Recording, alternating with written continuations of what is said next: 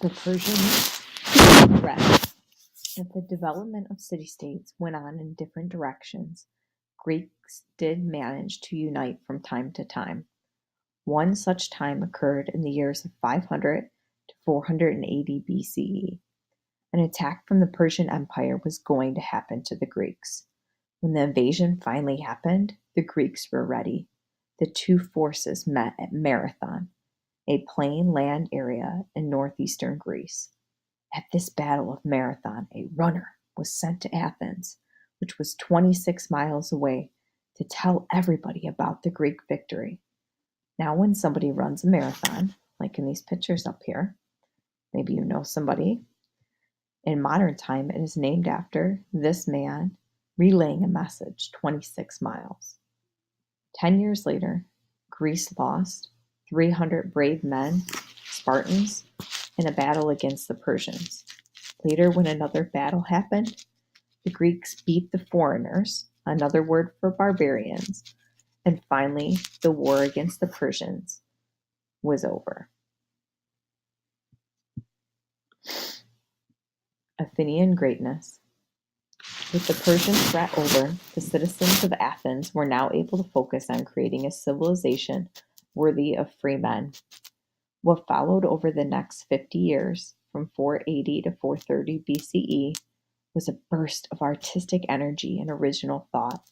No time in history can compare to this much creativity until the Renaissance period. Huge, glorious temples and public buildings were built, including the Parthenon, which is pictured right here on the Acropolis. Greek art and sculptures became a major part of this time period. They captured the Greeks' virtue of symmetry, order, balance, and elegance. Every part of Greek life had great achievements. The next slide will review those advancements. Is that up for us? All right, next slide. Drama. So this was a big major part of Greek life. Like the creation of new public buildings, Athens' production of dramatic plays was something they took pride in. It was a tribute to the Greek gods and goddesses. The Greeks invented drama as we know it. So when you go see a play or you see a movie, things like that, originally all of that process of producing drama in that format came from the Greeks. They created two types of drama, a tragedy, and that's where this mask comes from, and a comedy. Tragedies are sad stories, something really awful usually happens. A comedy is something that usually makes you laugh. Everyone would come to see the work of famous playwrights. The audience were even paid, the members of the audience were paid a few obols, which is money for attending. Now imagine in modern time if you were paid to see a movie. Might make you go a little more, right? So you can tell that it was a major part of their life. Philosophy. Because curiosity seemed ingrained in the Greek character, constantly they questioned the world around them as they would work to find and understand the truth. These types of thinkers were called philosophers, or lovers of wisdom. Some famous philosophers were Socrates, Plato, and later on Aristotle. Philosophers focused on human knowledge, including medicine, mathematics, science,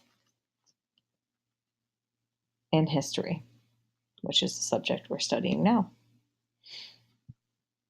Our next slide, Civil War.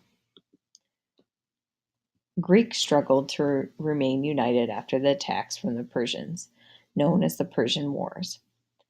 There was a savage Greek versus Greek conflict in 430 BCE between Athens and Sparta.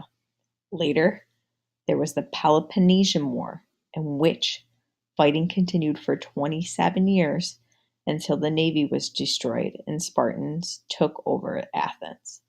Even after defeat, Athens remained the cultural center for Greece. Alexander the Great. While Greek power was fading after the Peloponnesian War, Philip II and his son Alexander took over. They started to bring together unified Greece around 335 BCE. When Philip was assassinated, Alexander was the next to take over. He was young and a genius in the military. He took the Greek and the Macedonian armies and turned them into juggernauts. They were a large, overpowering, unstoppable force. They won battle after battle against Persia. Between 334 to 332 BCE, Alexander the Great conquered the largest empire in the world at that time. He spread Greek culture and civilization as far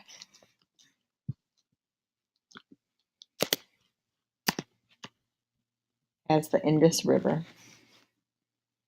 He died at the young age of 33 in Babylon, with no one to take over after his death.